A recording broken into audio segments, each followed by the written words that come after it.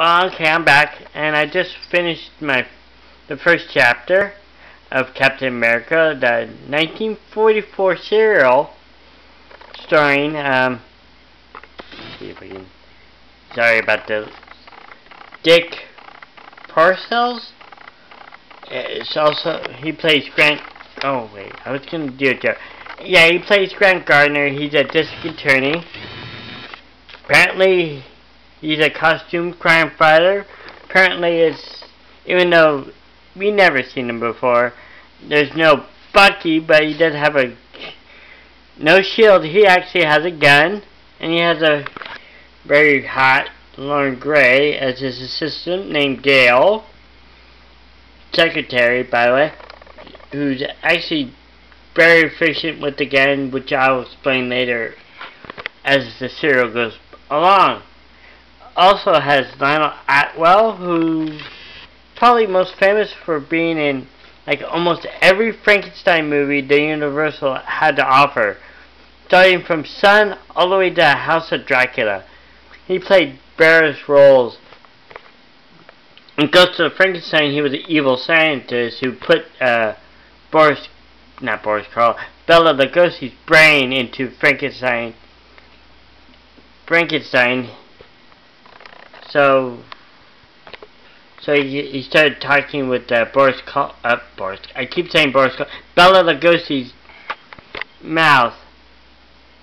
So yeah, you have George J. Lewis, who's been in so many of these. He was in Batman. He was in Mass Marvel.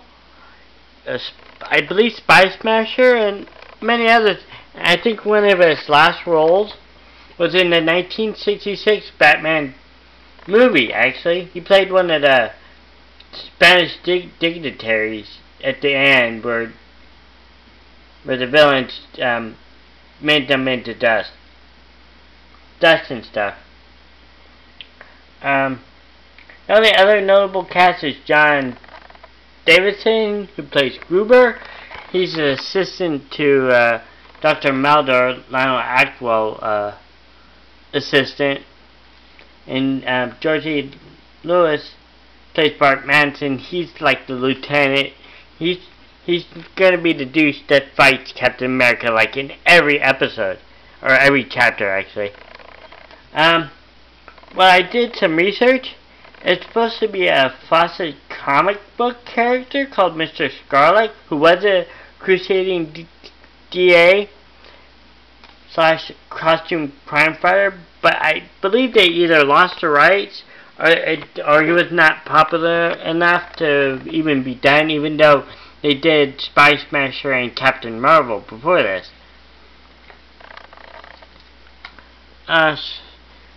So, yes, there's no shield. Captain America carries a gun. No Bucky, but I can once you see it and see how hot Lauren Gray is, you can actually say, yeah, I can believe that. Alright, so let's do the first chapter. First chapter starts off with main exploration. They explored the Mayan ruins, and in the first 5 minutes, Lionel Atwell, Dr. Maldor, explains, yeah, I'm the one that found out where it was. I should have got the fame, the fortune, but I got this stupid little museum that nobody goes to because only his gang ever there. So yeah, it's like his office / where he lives. So let's see how. So in the first 5 minutes, he tells you it's all revenge on this student group of different individuals who different stuff. Some are doctors, some are scientists. One's a petroleum magnate for gas and stuff. So different walks of life did this guy wrong. So in the first 5 minutes, I'm taking my revenge on everyone. And it starts off with the Purple Death murders.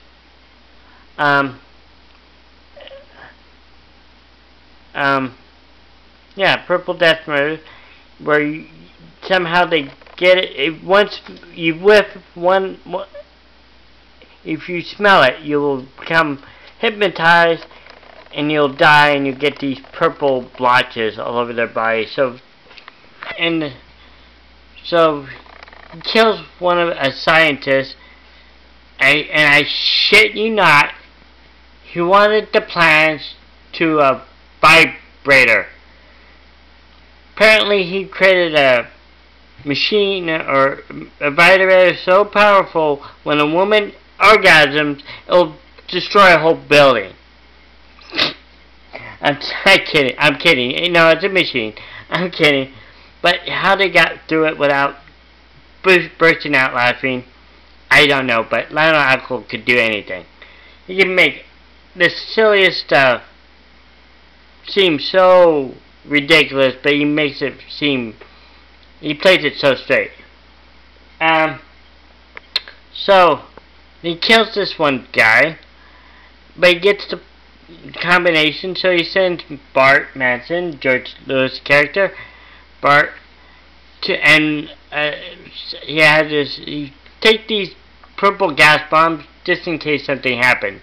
But they leave it all the way on the other side of the room. They open the case to get the stuff. Next thing you know, Captain America shows up out of nowhere. And by the way, let's see if I can. You can see here you get the wings in the costume. With the costume, there's no wings, but that's really minor. Actually, I don't know why it's red here. I just noticed the red star. It's not supposed to be red. It's supposed to be white. And the A too. It's supposed to be white, but it's black and white, so you can't see anything. So yeah. So there's a. Next thing you know, he gets so close. The unnamed hooligan, or henchman as they're called, attacks him, and the unnamed hooligan is actually Tom Steele, who's best remembered for playing Mass Marvel, which is actually probably my second favorite serial ever. Spy Smasher, Mass Marvel, and this one up there. Check my time. I got a few more minutes. So Tom Steele hits him. They start fighting. Yada yada yada. Manson will escape. Now, granted, Tom Steele's death was an accident because they were fighting for the gun, and in all these serials, they'll shoot themselves. He dies. So next, but he left instead of taking the gas bombs or at least throwing it at him. I don't know. He just ran away like Roberto Del Rio from WWE, the champion. He ran like a bitch. Left the gas bombs, so they analyzed it and find out it's from a flower. So they go to like several flower shops just to find out. So when one of them wouldn't even smell the fake stuff, she dropped it. Gail Richards was the one, and for some reason they're all men in these flower shops. I don't understand that. I know it's the Warriors, but shouldn't it be female? Anyways, he wouldn't smell it. She drops it. She tries for a purse, for a gun. He takes her to the back, and like this, she gets tied up, just like in this, but there's no time bomb. He comes in, asks about, I never saw her, she left already, and he eagle-eyed Grant Gardner, sees the bottle. He pulls a gun. Next thing you know, he takes the gun away from him. He takes him to the back room where she's tied. He unties her up. The one guy, the scientist with the purple death, pulls the other guy in front of him. He shoots him. Why? I have no clue. And then he says, big hyperbole, this is the purple death and one whiff will die. He pushes her out of the way. He shoots the other guy. He throws it, and that's the end of the purple death. So that's kind of 3 deaths in one episode, or chapter. I keep saying episode. Chapter. So when they hear the news that all the flowers have been found and destroyed, they find out there's a working model of the vibrator, and it has to be destroyed. But they don't want Captain America to find out, so they call the district attorney. He goes as Captain America. I don't know why this guy waited until the Captain America showed up. He shoots the other guy who called them, because he had information for the from the Scarab, who's Lionel Aqua, by the way. And I forgot. I'm so excited, and I need to breathe. Breathe. Anyways, he shoots him. Captain America knocks. Come in. He opens a few inches. Come in. He opens a few more. He says it one more time, a little bit more. He shoots 3 times. Captain America falls down. He gets closer. Instead of shooting him, like, shoot him in the head, dick. No, he kicks him. And pretty much he's about to play Russian roulette. There's like 2 more bullets. So he confesses and tells them where Madsen is, because he's the one that hired him. He ties him up, and then he goes to the offices of Professor Dodge. And what I thought was Edward Van Sloan, who played Van Helsing in the original Dracula, the 1931, and he played Dr. Waldman? Waldman in Frankenstein. I thought he was playing Professor Dodge, Professor Dodge. But no, he was his assistant. So he was showing Gail Richards and 2 other detectives the working model of the vibrator. I can't even get it. I can't even get it off with a straight face. So they show him with the small model. Madsen comes in with 2 others. They take the scientist and Gail, who tries again to get her gun from her purse, but fails. They put them all in a lock-in safe. A lock-in safe. And before they did that, they got all the Professor Dodge's papers, which will come in play for the next couple chapters. Madsen goes downstairs.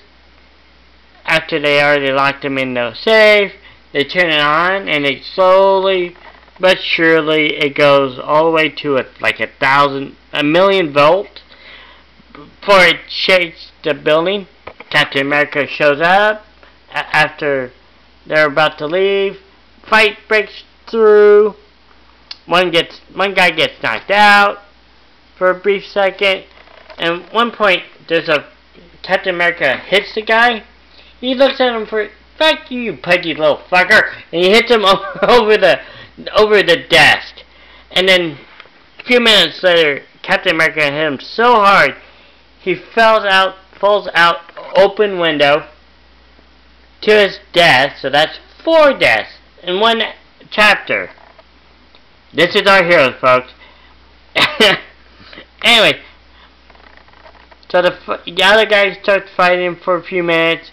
At the end, Captain America hits him with a right, then a left, and a right, knocking him out. He gets a combination. He tells them to get the fuck out. Why he chose to stay and tried to stop the mission. Oh, hold on. I'm going to break this up. Sorry, it was going long. I'll be right back.